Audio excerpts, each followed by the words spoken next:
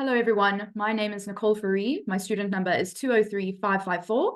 And today I will be creating a video presentation relating to the COVID-19 pandemic with regards to the EPS401 module. So the issue under focus here is the developmental learning gap as a result of the COVID-19 pandemic. On the 26th of March, 2020, our lives came to a grinding halt due to the COVID-19 pandemic, and it transformed our daily lives, profoundly affecting education. The transition from learners having to now attend school via online learning resources inevitably impacted the educational outcomes of these students. Widening learning disparities amongst children are a primary concern, and that is the main focus of this video, is to address these key factors and identify the underlying contributors towards these gaps and disparities that the learners are experiencing and are still having an impact on today that due to the COVID-19 pandemic. So besides the overall decline in academic achievement, there have also been observations in delays in developmental milestones amongst children over this time frame between 2020 and 2021. And there was a particular effect towards young children that were expected to develop and progress in isolation as opposed to attending schools, as well as children with special needs. So the reasons behind this widening gap and the disparities experienced amongst the learners during COVID-19 are under scrutiny during this video. And this presentation delves into research exploring the educational developmental impacts resulting from COVID-19 by discussing the underlying factors that contribute towards the learning disparities experienced during COVID-19. And in order to address these issues and to bridge the gap between these disparities, to get the children up to date and to help them upskill themselves due to the loss in time and other factors, we can provide practical enrichment programs to help these learners in a practical and hands-on approach. So the factors that underlie the issues in focus, according to Torres 2024, the following factors are contributing factors towards the learning gaps resulting from the COVID-19 pandemic. So there are 5 key points that Torres has listed. The first one is the disruption of learning environments. So school closures and the shift to remote learning have disrupted the structured learning environment essential for children's development. The lack of in-person interaction and face-to-face interaction with their teachers and their peers has impeded children's cognitive, social, and emotional development. And that has a profound effect on all areas and aspects of their learning and development. The second factor is due to loss of learning time. So the extended periods away from a traditional schooling environments have resulted in significant learning loss, particularly in foundational skills like literacy and numeracy. For younger children, missed opportunities for early intervention and developmental milestones can have long-term consequences. The third factor is special education and individualized support. So this is in relation to children that require additional support and that have special needs, as well as children with disabilities. They were profoundly impacted during COVID-19 as services were shut down, schools were unable to be attended. So these learners were not provided with the adequate support that they need to develop appropriately and accordingly to their developmental milestones. For example, learners that need occupational therapy to help them with fine motor skills and gross motor skills, learners that require individualized support with regards to things like speech therapy, they were unable to attend these special support sessions because of COVID-19, and this impacted their learning, and it's still being experienced to this day, where children are experiencing discrepancies in their learning and development. The fourth factor is social isolation and peer interaction.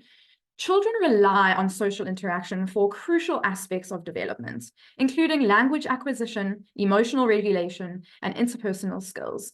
the lack of face-to-face interaction during the pandemic can hinder these developmental processes, particularly for younger children.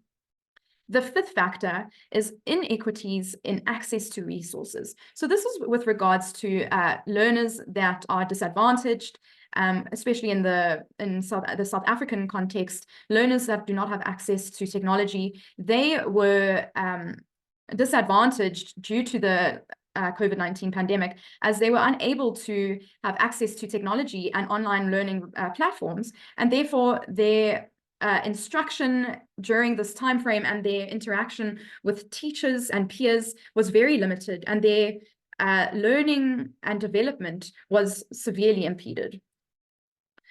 So the challenge caused by COVID-19 is that students ended up falling 0.5 to 1 year behind their original developmental milestones as opposed to previous studies. And studies suggest that this could lead to 2.8 years of learning loss in the long term, meaning that it is going to be a compounded effect and a snowballing effect over time as these gaps widen over time due to the COVID-19 pandemic.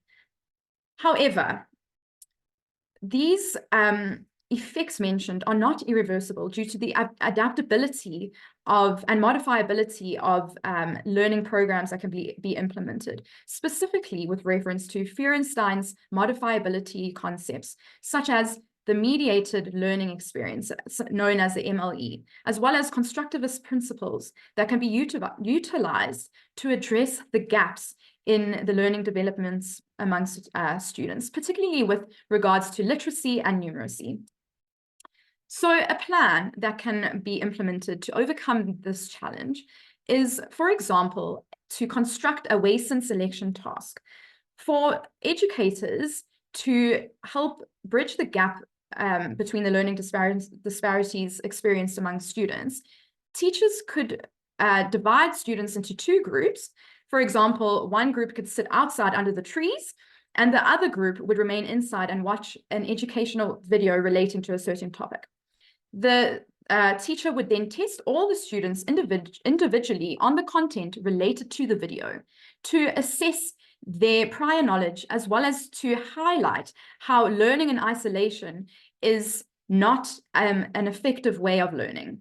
The teacher can then form groups of 4 to 6 students, with 2 to 3 students from the group who watched the video, and then retest the students in a group setting. And after the teacher has retested the children in an individual test and then with a group test, the teacher can provide the test results to the students by firstly providing individual test results first, and then followed by group results.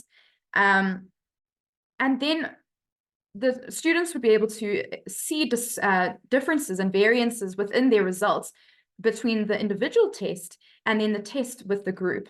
And the teacher can conduct a classroom discussion on perceived variances, lessons learned from the results, and broader applications. So, for example, the teacher can say to the children, why do you think the learners that were sitting outside under the tree were unable to perform well in the individual test, as opposed to the learners that were able to watch the video?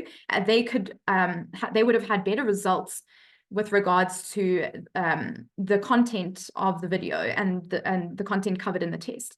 And the children can come up with a conclusion that when they were in their groups, the children that watched the video were able to provide the students that did not watch the video with the added knowledge that they gained.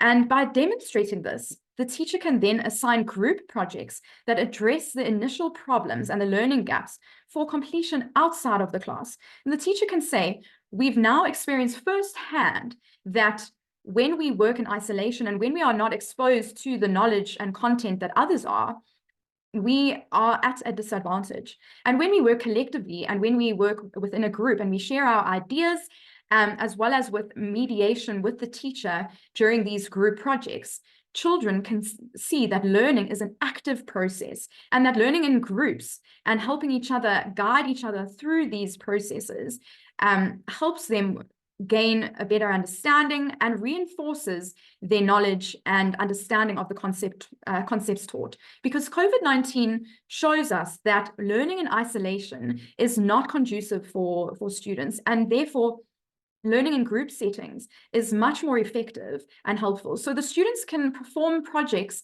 outside of class time to bridge the gap between the skills that they lacked during this pandemic. And this can be done outside of school hours, so that not to take away from the learning that needs to be done at the current time. So the benefits of this enrichment plan is that it addresses the initial problem of work loss, and it's adjustable to specific work. It utilizes principles from constructivism and Fourie-Stein's methodology, particularly with regards to mediation from the teacher, as well as imparting knowledge through guided mediation and group discussions. There's a bi-directional interaction of students and the educator, and that allows for mediated experience relevant to students' needs. It also considers the individual students' strengths and the areas of improvement. And this can be done through pre-testing, mediation, and then post-testing after the completion of projects outside of school hours.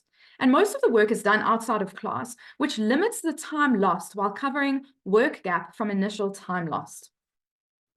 Thank you for watching my presentation, and I hope that you gained further knowledge as to the underlying factors that contributed towards the developmental learning gaps during the COVID-19 pandemic, as well as gaining insight into an enrichment plan with regards to the Wason's approach to highlighting how education is not effective in isolation.